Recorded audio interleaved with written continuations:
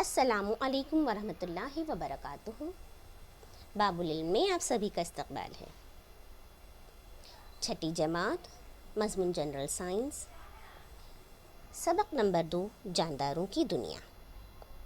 बेटे, इस सबक की चंद सवालात को हमने पिछले पीरियड में हल किया था। आज हम बाकी मानदा सवालों के जवाब समझने की कोशिश करेंगे और उसे अपनी बयाज में तहरीर करेंगे।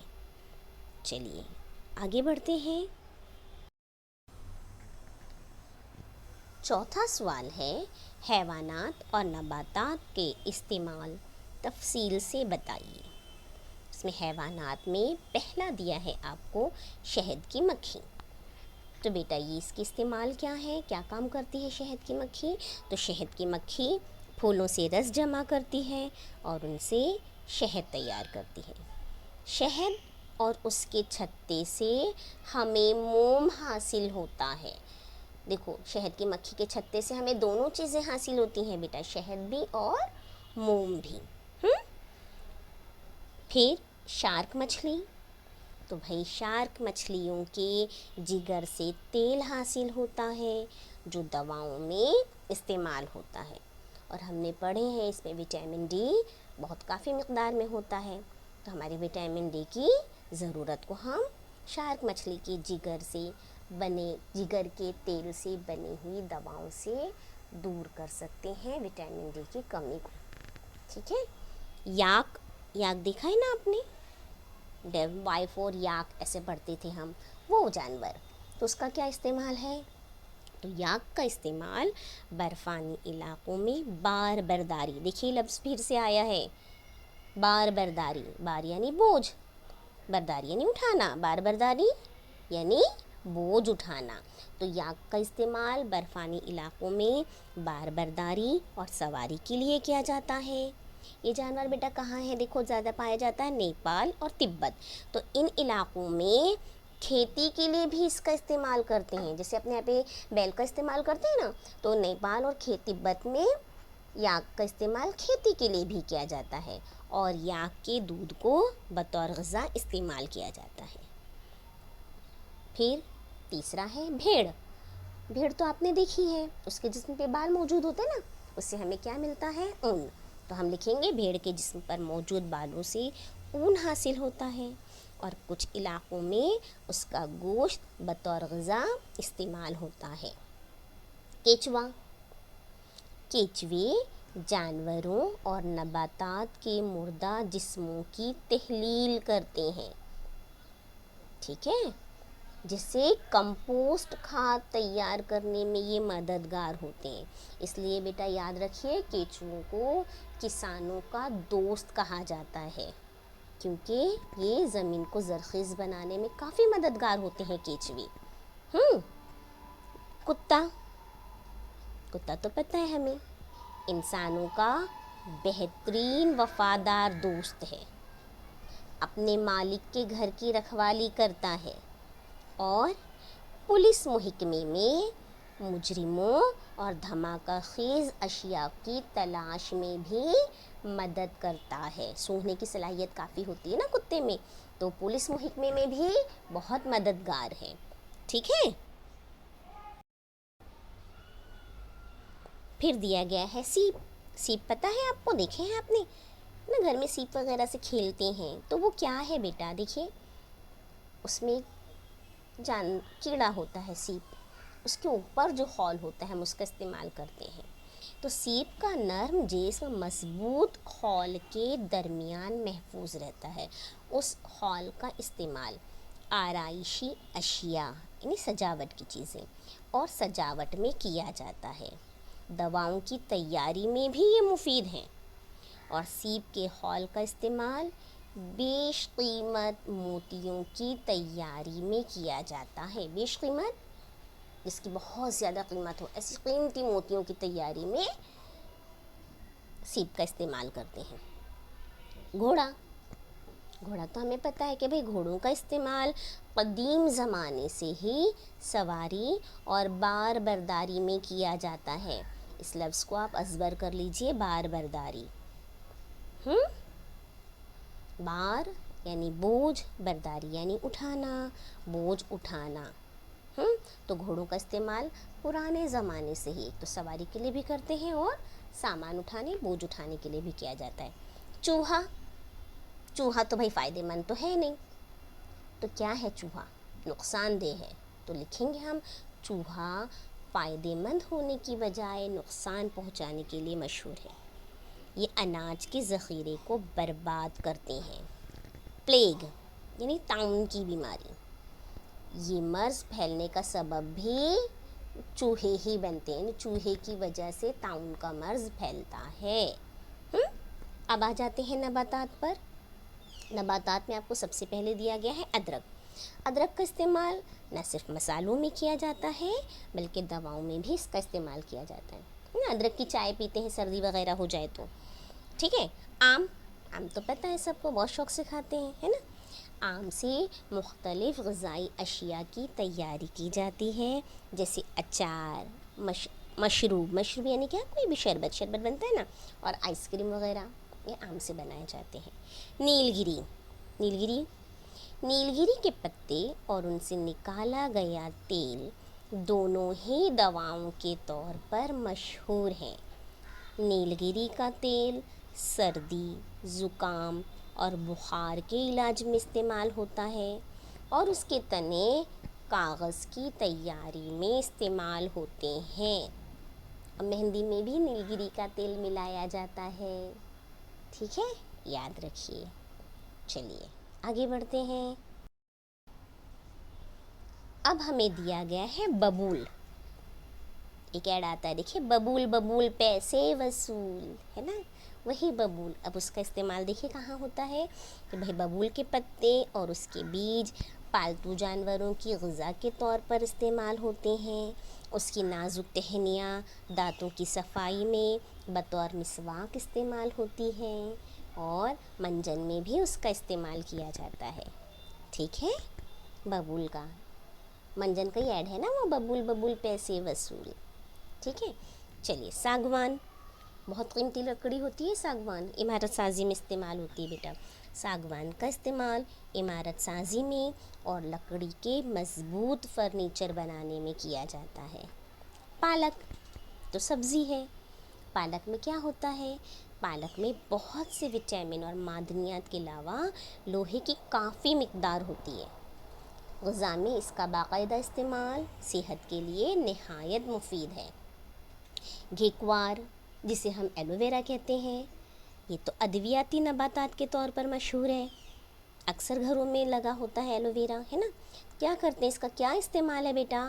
تو اس کے پتوں کے گودے سے نکالا گیا رس جلدی بیماریوں اور داغ دھبوں اور زخموں کو دور کرتا ہے۔ کٹ جانے، جل جانے جیسی تکلیفوں کا علاج کرتا ہے، اور اس کا استعمال ذیابیطس یعنی کیا بیٹا؟ شوگر کی بیماری، ڈائبٹیز جسے ہم کہتے ہیں وہ، ہاں، اسے اردو میں کہتے ہیں ذیابیطس۔ تو اس کا استعمال ذیابیطس اور کینسر جیسی بیماریوں کے علاج کے لیے کیا جاتا ہے۔ ہلدی تو پتہ ہے، ہلدی کا استعمال غذا کی تیاری کے علاوہ گھریلو علاج کے طور پہ بھی کیا جاتا ہے۔ یہ جراثیم کش خاصیت رکھتی ہے، جراثیم کو مارنے کی خاصیت ہوتی ہے اس میں، تو زخموں کو بھرنے کے لیے مفید ہے، اور دودھ میں ہلدی ملا کر پینے سے سردی زکام کی تکلیف دور ہوتی ہے، ٹھیک ہے۔ اب آگے بڑھتے ہیں۔ تلسی پتہ ہے، اکثر ہندوؤں کے گھر میں دیکھو تلسی کا پودا ہوتا ہے، اور تلسی سے بہت زیادہ مقدار میں آکسیجن گیس خارج ہوتی ہے۔ تلسی کا پودا بھی کیا ہے بیٹا؟ ادویاتی خاصیت رکھتا ہے۔ تب ہم اس کے استعمال لکھیں گے کہ تلسی یہ بھی دواؤں میں استعمال کیا جانے والا مفید پودا ہے۔ اس کی خوشبو سے کیڑے مکوڑے دور بھاگتے ہیں۔ اس کی پتیوں کے رس کا گھریلو طور پر کئی بیماریوں کے علاج میں استعمال ہوتا ہے۔ کرنج ایک پودا ہے، اس پودے کی جڑ، تنا، پتیوں، چھال، بیجوں اور شاخوں سے تیل حاصل کیا جاتا ہے۔ اس کا استعمال آیورویدک میں کیا جاتا ہے. تو آیورویدک دواؤں میں کرنج کا استعمال کئی بیماریوں کے علاج کے لیے کیا جاتا ہے. مہوا بیٹا مہوا جو ہے وہ جنگلوں میں پایا جانے والا درخت ہے. ہاں تو مہوا اس کے درخت جنگلوں میں پائے جاتے ہیں. اس کے پھولوں اور بیجوں سے حاصل ہونے والے تیل کا استعمال بھی دواؤں میں کیا جاتا ہے. اس تیل کو جلدی بیماریوں کے علاج، جوڑوں کے درد اور سر درد کی شکایت کو دور کرنے کے لیے کیا جاتا ہے. ٹھیک ہے. اب آ جاتی ہے باری توتی. یہ بھی درخت کیا ہے؟ تجارتی اعتبار سے اہمیت کا حامل ہے. کیوں؟ تو دیکھیے توتی کے درخت پر ریشم کے کیڑوں کے لاروے پرورش پاتے ہیں جو اس کے پتوں کا غذا کے طور پر استعمال کرتے ہیں. اس کے علاوہ اس کے پھل تازہ یا خشک کر کے کھائے جاتے ہیں اور اس کے پھلوں سے نشہ آور مشروب بھی بنایا جاتا ہے. نشہ آور مشروب یعنی شراب. ٹھیک ہے، شراب بھی بنتی ہے توتی سے. چلیے انگور. انگور کو تو سب بہت شوق سے کھاتے ہیں، ہے نا. تو انگور کو ہم بطور پھل کھاتے ہیں. ان کے پھلوں کو خشک کر کے کشمش حاصل کی جاتی ہے. انگور کے پھلوں کا بڑے پیمانے پر دواؤں میں استعمال ہوتا ہے. اسکن وغیرہ کے لیے نا انگور کے فیس واش بھی بنائے جاتے ہیں. ٹھیک ہے. اور انگور سے شراب بھی بنائی جاتی ہے. ٹھیک ہے. تو یہ ہم نے حیوانات اور نباتات کے استعمال بتا دیے. آئیے اب ہم 5ویں سوال کی طرف بڑھتے ہیں. دیکھیے 5واں سوال ہے ذیل میں دیے گئے جانداروں کی حرکات کی خصوصیات کون سی ہے؟ یعنی بیٹے ہمیں ان جانداروں کی حرکت کیسے ہوتی ہے، کس طرح چلتے ہیں یا حرکت کرتے ہیں، یہ ہمیں بتانا ہے. ٹھیک ہے. پہلا ہے سانپ. تو ہمیں پتہ ہے سانپ کے پیر نہیں ہوتے اس لیے وہ رینگ کر چلتا ہے. کچھوا. کچھوا نہایت سست رفتار حرکت کرتا ہے جس سے ایسا گمان ہوتا ہے کہ وہ رینگ رہا ہے. ہم نے بچپن میں کچھوے اور خرگوش کی کہانی سنی ہے نا. ہمیں پتہ ہے کچھوا بہت سست رفتاری سے حرکت کرتا ہے. آپ کو پتہ ہے کچھوا اتنی سست رفتار حرکت کیوں کرتا ہے؟ اپنے کچھوے کو دیکھا ہے؟ اس کے جسم پر کیا ہوتا ہے؟ ایک مضبوط خول ہوتا ہے نا. مضبوط بھی ہوتا ہے اور وزنی بھی ہوتا ہے. اس وجہ سے بیچارہ کیا کرتا ہے، اس کے وزن کی وجہ سے وہ تیز رفتاری سے چل نہیں پاتا، وہ سست رفتاری سے حرکت کرتا ہے. ٹھیک ہے. پھر دیا ہے کنگارو. کنگارو کے جو پچھلے 2 پیر ہوتے ہیں نا بیٹا بہت لمبے ہوتے ہیں، بہت لمبے اور مضبوط ہوتے ہیں اس کے پچھلے 2 پیر. تو انہی 2 پیروں کی مدد سے وہ چھلانگ لگاتے ہوئے حرکت کرتا ہے. ٹھیک ہے. پھر عقاب. عقاب پتہ ہے ایک پرندے کا نام ہے جسے ہم عام لفظوں میں باز کہتے ہیں. تو عقاب جو ہے وہ نہایت تیزی سے بہت اونچائی تک اڑتا ہے. ٹھیک ہے. پھر گرگٹ. گرگٹ پتہ ہے ماحول کے اعتبار سے اپنا رنگ بدلتا ہے نا. تو اس کے جو چاروں پیر ہوتے ہیں نا بیٹا گرگٹ کے چاروں پیر چھوٹے اور کمزور ہوتے ہیں اس لیے وہ رینگتے ہوئے حرکت کرتا ہے. اب اس کے جو چاروں پیر چھوٹے اور کمزور ہوتے ہیں اس کی وجہ سے جو اس کا پیٹ ہے نا وہ زمین کی سطح سے لگ جاتا ہے، اس وجہ سے بیچارہ رینگتے ہوئے حرکت کرتا ہے. پھر مینڈک. مینڈک آپ کو پتہ ہے خشکی اور پانی دونوں جگہ رہتا ہے تو دونوں جگہ اس کی حرکت الگ انداز سے ہوتی ہے. تو ہم لکھیں گے مینڈک پانی میں اور خشکی دونوں جگہ رہ سکتا ہے، زندہ رہ سکتا ہے. پانی میں وہ اپنے پیروں کی انگلیوں کے درمیان موجود جھلی نما ساخت کی مدد سے تیرتے ہوئے حرکت کرتا ہے. جو مینڈک کے پیر ہوتے ہیں اس میں اس کی جو انگلیاں ہیں وہ جھلی نما حصے سے جڑی ہوئی ہوتی ہیں، اس کی وجہ سے وہ چپو کی شکل اختیار کرتا ہے. چپو پتہ ہے جس کی مدد سے ناؤ چلائی جاتی ہے نا. تو چپو کی مدد سے جیسے ناؤ چلائی جاتی ہے صرف بالکل اسی طرح مینڈک کے پیر بھی پانی میں چپو کی شکل کے طور پر چپو کی طرح حرکت کرتے ہیں اور اس کی مدد سے وہ تیرتا ہے. ٹھیک ہے. جبکہ خشکی پر وہ کیا کرتا ہے، جب زمین پر آتا ہے تو کیا کرتا ہے، مینڈک کے بھی پچھلے 2 پیر، 4 پیر ہوتے ہیں نا، آگے کے 2 پیچھے کے 2، تو جو پیچھے کے 2 پیر ہیں، پچھلے 2 پیر وہ لمبے ہوتے ہیں، تو اس کی مدد سے وہ پھدکتے ہوئے حرکت کرتا ہے. آیا سمجھ میں؟ اب آگے دیکھتے ہیں. پھر آپ کو گل موہر دیا ہے. یہ ایک درخت کا نام ہے. تو گل موہر یہ ایک بڑا درخت ہے، یہ اپنی جگہ تبدیل نہیں کر سکتا. ٹھیک ہے. پھر شکر قند کی بیل ہے، تو ہمیں اس کی حرکت سمجھ میں آ جانی چاہیے کہ بھئی بیل کیسے حرکت کرتی ہے، سہارے کے ذریعے. تو ہم لکھیں گے شکر قند کی بیل سہارے کے ذریعے حرکت کرتی ہے. ڈولفن بہت پیاری مچھلی ہوتی ہے نا. دیکھیے ڈولفن ایک آبی حیوان ہے. یہ اپنے کشتی نما جسم اور اس پر پنکھ یعنی پر جیسے اعضاء کی مدد سے سمندری پانی میں تیر سکتی ہے. پھر رسل سانپ، بیٹا یہ ریگستانی علاقوں میں پایا جاتا ہے.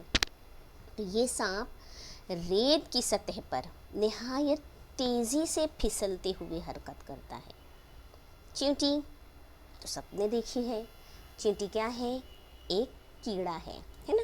کیڑے کی ایک قسم ہے، اس کے 6 پیر ہوتے ہیں. تو ان کی مدد سے وہ تیزی سے زمین پر حرکت کرتی نظر آتی ہے.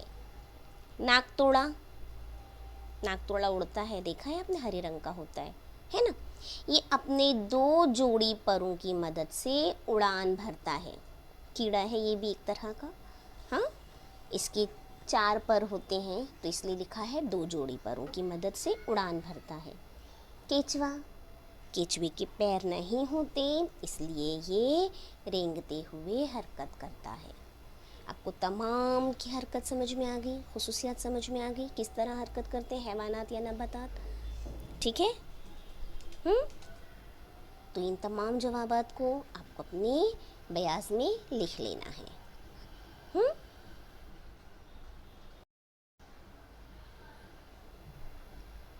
اسٹے ہوم، اسٹے سیف، احتیاط سے رہیے، اپنا، اپنے گھر والوں کا، سب کا خیال رکھیے. تعلیم بھی برابر جاری رکھیے. ٹھیک ہے. کاپیاں بیاض مکمل کیجیے. جزاکم اللہ خیر. اللہ حافظ.